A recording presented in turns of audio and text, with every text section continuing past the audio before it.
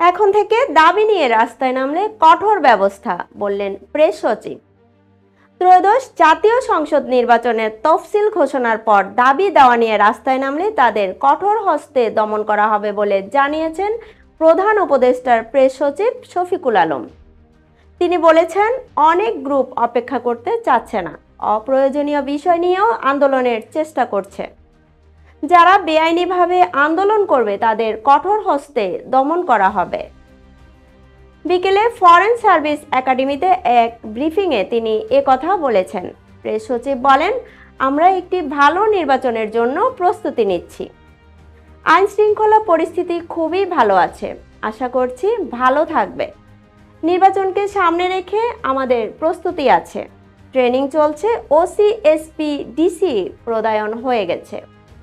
প্রধান উপদেষ্টা বলেছেন, জাতিকে একটা ফ্রি ফেয়ার এবং উৎসবমুখর নির্বাচন উপহার দিতে পারবে। তফসিল ঘোষণার প্রেক্ষাপটে আইন শৃঙ্খলা পরিস্থিতি নিয়ে আলোচনা হয়েছে।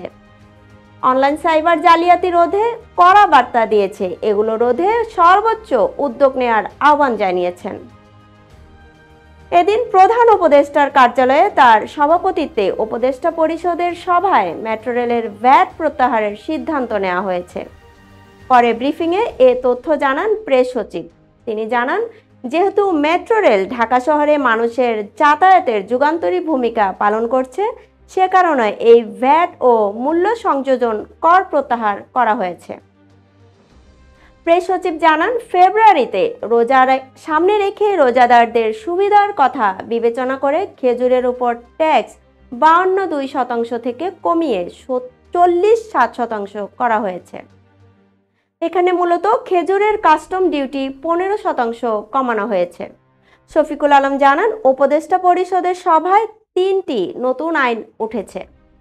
এর মধ্যে বাণিজ্যিক আদালত অধ্যাদেশ এবং রেজিস্ট্রেশন অর্ডিন্যান্স অ্যামেন্ডমেন্ট 2025 নীতিগত ও চূড়ান্ত অনুমোদন দেওয়া হয়েছে।